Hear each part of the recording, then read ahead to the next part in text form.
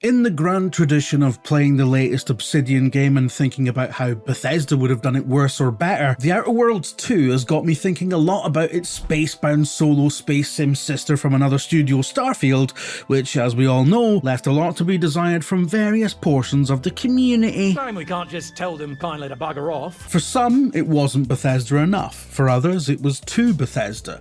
The mod scene is DOA, the first big DLC was rubbish. And while we're on the subject, where's the second one some of us have already paid for? Can DLC even begin to address the problems Starfield has, which are, fundamentally, that it's really tedious? Former Bethesda game designer Bruce Nesmith recently admitted that Starfield isn't as good as the studio's other universes of Elder Scrolls and Fallout, lamenting the game's over-reliance on procedurally generated content and also, which I think got a lot of people's backs up, that space is inherently boring. The thing is, he's not wrong about that. We even call it space, because that's all it is, for trillions and trillions of miles. You might think it's a long way to the chemist, but that's just peanuts to space. Listen, genuinely, that is the defining problem for every game designer who has ever tackled space.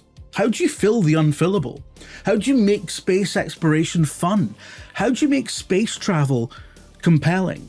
There is no correct approach, but the space adventure genre of video game, by and large, makes it work in the same way that its counterpart on television does, by reducing space travel itself to an inconvenience along the lines of intercity bus travel or pressing some buttons, and by filling every planet with more or less the same stuff, whether we're talking about procedurally generated video game content or on-location shooting in the woods near Vancouver. Space games have to make fundamental choices at the design stage about how much space stuff they actually want to do. No Man's Sky, for instance, goes all in on procedural generation, for better or worse, boasting a potential 18 quintillion planets getting spat out of its algorithmic guts. So that's some realistically vast space with realistically wide distances between realistically huge planets.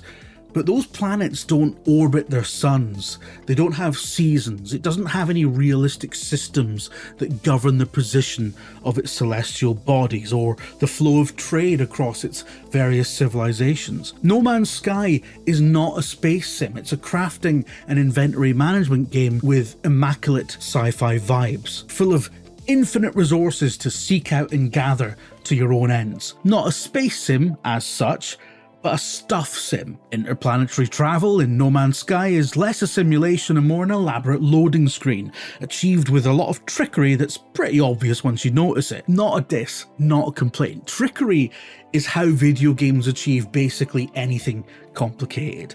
It's an entire art form that relies on the same basic misdirection as pretending to steal a toddler's nose. Oh, I've got your nose, wee man. Think that's a spaceship you're flying, do you silly b***? Ever since the seminal Elite on 8-bit computers about 4,000 years ago, the broad type of game that No Man's Sky is has always been a yardstick of video gaming's highest ambitions and hardest limitations.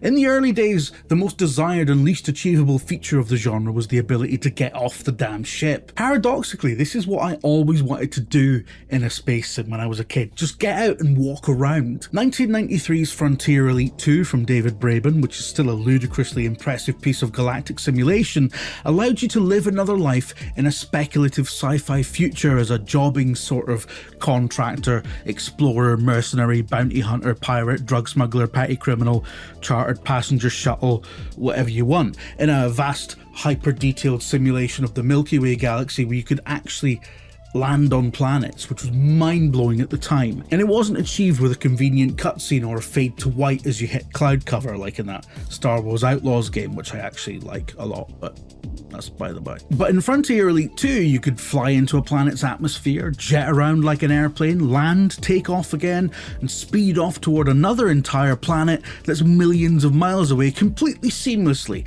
never once breaking out of that simulation. This still remains a vanishingly rare feature in the space genre over 30 years later, but what you can't do in Frontier Elite 2 is park up and go to Space McDonald's like you can in Starfield, which is, I think, where Starfield actually shines, by leveraging that Bethesda magic, that unique sense of inhabiting a lived-in world where people drink tea and chat about the weather. Starfield brings a human factor to the space sim that's usually jarringly absent from the game.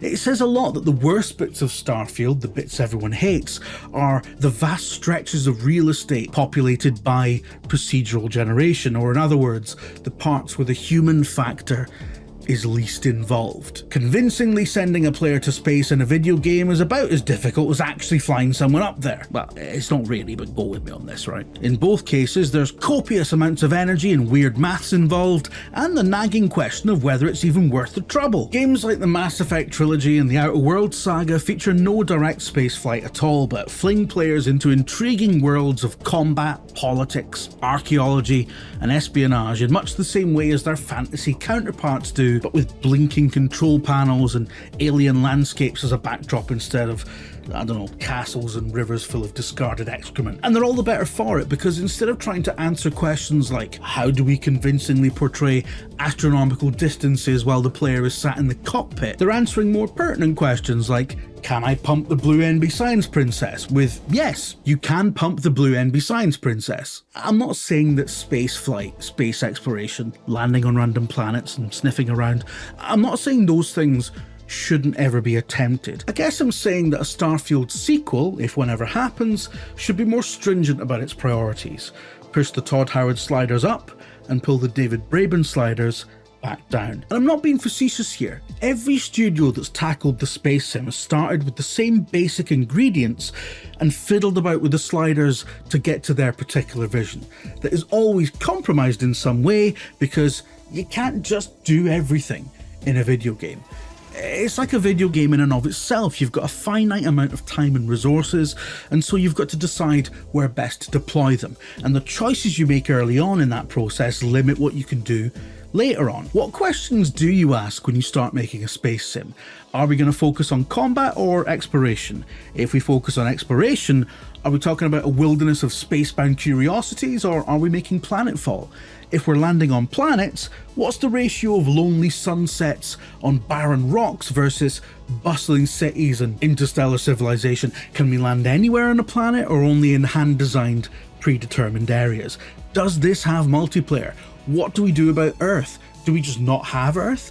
Do we contrive some in-universe reason why we can't go there? Do we try and actually depict Earth somehow with all of its buildings and people and different types of tree and individual portions of marmalade and complimentary hotel breakfasts? You've got to pick a lane. That's why No Man's Sky is a crafting and inventory management game with a sci-fi backdrop rather than an actual space sim with Newtonian flight physics and orbital modelling. That's why Elite Dangerous is interstellar truck simulator with a bit of dogfighting. That's why The Outer Worlds has nothing whatsoever to do with flying spaceships outside of cutscenes, and therefore isn't really a space sim at all. But it feels like with Starfield, Bethesda didn't really pick a lane. They kind of tried to do everything. And for my money, it's a noble effort. If you stick to the authored stuff, the main story and faction quests, the side content that isn't obviously being spat out of an objective generator, is pretty good. It often feels like Skyrim in space, which is what we all wanted, right? And it has that level of micro detail that makes Bethesda games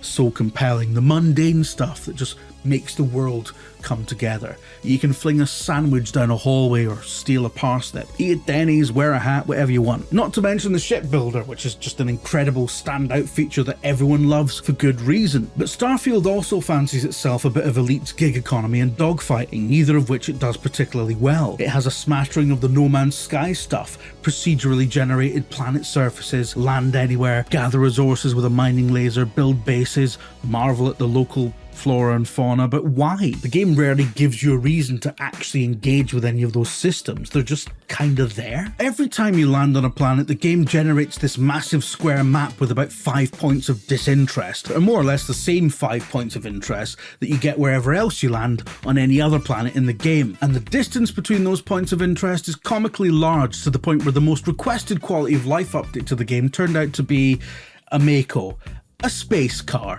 a thing that everyone hated in Mass Effect but became blessed relief here because it cut out so much of Starfield's tedium. And Starfield knows that it's boring. That's why the bulk of its traversal is actually just the fast travel system.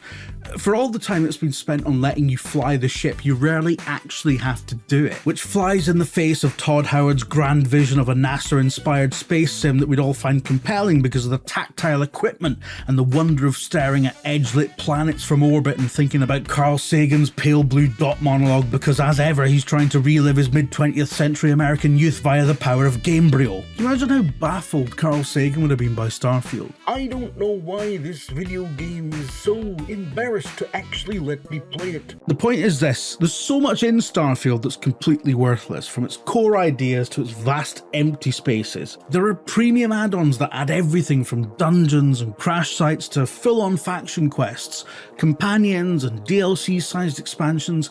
There could be a lot more, but the modding community abandoned Starfield in droves after the base game turned out to be such a damp squib. And it pains me because I still think Bethesda doing a space game is exactly what I want from this entire hobby, despite this hobbled first attempt. At the risk of sounding like Edge magazine in the 90s, I want to get out of the ship and talk to people.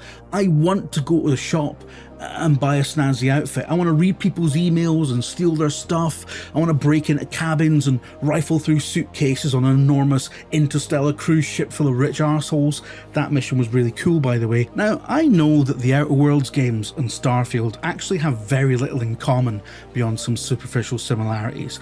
They are, and should be, utterly distinct. But there's one thing I want Starfield 2 to take from Outer Worlds, and it's this: confine the whole thing to one solar system, or a handful of solar systems. Cut all that empty space down to a few planets worth.